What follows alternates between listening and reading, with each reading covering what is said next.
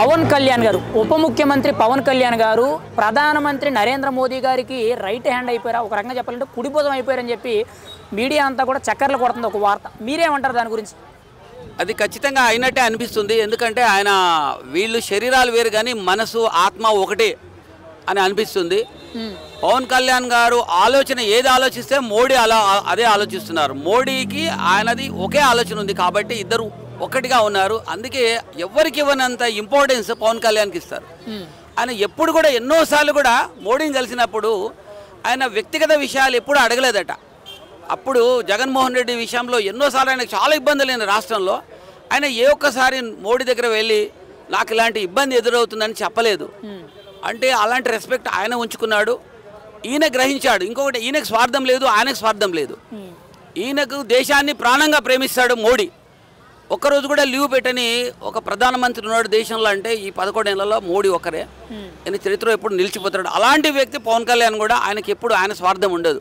ఈయన సినిమాలు అప్పుడు కూడా వాళ్ళ అన్నకు సహాయం చేస్తాడు. ఎక్కడ వెళ్తే అక్కడ తన సొంత డబ్బులు ఖర్చు పెడతాడు. ఇప్పుడు అధికారంలో ఉండి కూడా అందరూ సంపాదించడం ఆలోచిస్తాడు కానీ ఈయన ఎక్కడెక్కడ ఎక్కడ ఏది వీలైతే అక్కడ ఈయన పంచడానికి ఆలోచిస్తాడు.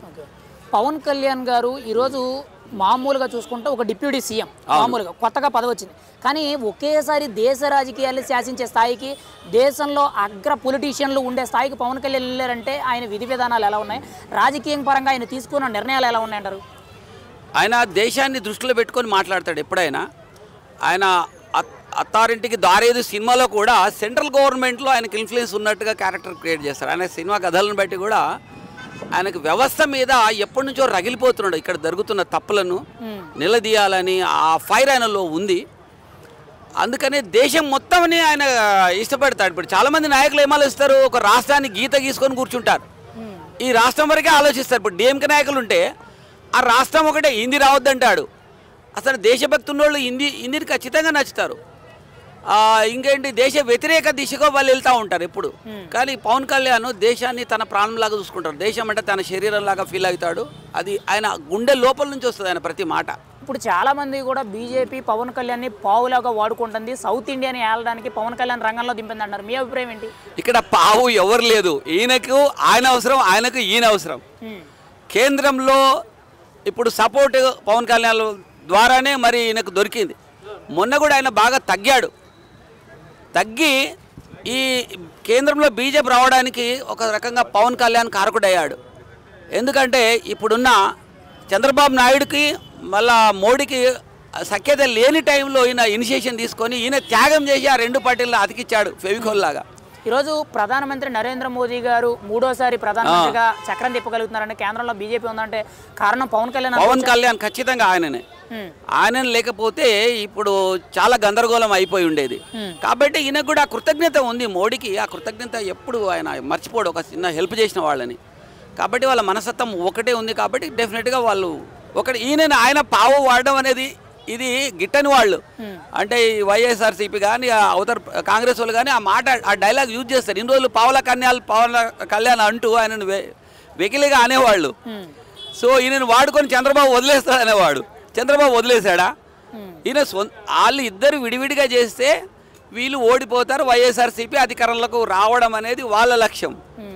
సో వీళ్ళు తెలివిగా ఆయన ఈ రెండు కాదు 3 పార్టీలను కలుపుకొని ఈయన అధికారంలోకి వచ్చేసాడు. ఇప్పుడు ఈయన డిప్యూటీ సీఎం అయ్యాడు, ఆయన సీఎం అయ్యాడు. ఎవరు వాడుకున్నట్టు? అందరు లాభపడుతున్నారు కదా. ఇప్పుడు ముఖ్యంగా ఇండియా చూసుకుంటే అంటే భారతదేశంలో సౌత్ ఇండియా, నార్త్ ఇండియాలో యోగి ఆదిత్యనాథ్ ఉంటే సౌత్ ఇండియాలో పవన్ కళ్యాణ్ ఒక బలమైన శక్తిగా యోగి ఆదిత్యనాథ్ కంటే కూడా ఇంకా పవర్ఫుల్ లీడర్గా ఎదుగుతున్నారు. ఒక రకంగా మోడీ గారికి కుడి భుజం కింద పవన్ కళ్యాణ్ గారు, ఎడం భుజం కింద యోగి ఆదిత్యనాథ్ గారు, ముఖ్యంగా పైన మోడీ గారు ఉండబోతున్నట్టు, ఇండియాని రూల్ చేయబోతున్నట్టు కొంత వినిపిస్తుంది. మీరేమంటారు దాని గురించి? ఖచ్చితంగా సౌత్ ఇండియాలో మాత్రం ఈయన యోగి ఆదిత్యనాథ్ లాగా ఇక్కడ తయారవుతాడు. ఆయన అధికారంలోకి ఫుల్ పెడ్జిగా వస్తే తెలుస్తుంది. ఎందుకంటే యోగి గురించి మనకు తెలుసు. అక్కడ ఉగ్రవాదులను ఏరిపారేయడం కానీ, ఎక్కడ ఏదైనా చిన్న పిల్లల్ని ఒకసారి 3 పిల్లల్ని చాకుతో పొడిచి చంపేస్తే స్పాట్లో వాళ్ళు ఎన్కౌంటర్ చేయగలిగాడు. అలాంటి ఎన్నో చేసి ఎంతో పెద్ద గుండాలను అంతం చేయగలిగాడు. అయితే పవన్ కళ్యాణ్ ఎలా చేస్తాడో తెలియదు. ఆయనకు ఫుల్ పవర్స్ ఇవ్వలే. ఆయన డిప్యూటీ సీఎం తర్వాత ఆయన అడిగి చేయాల్సి ఉంటుంది.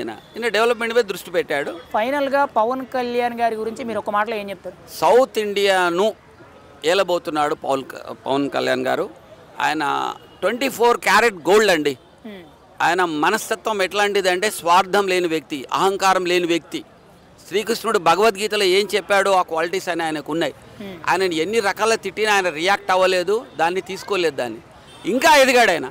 ఆయనని ఎంత విమర్శిస్తే అంత ఎదుగుతాడు, అంత గొప్ప పనులు చేస్తాడనేది నా నమ్మకం.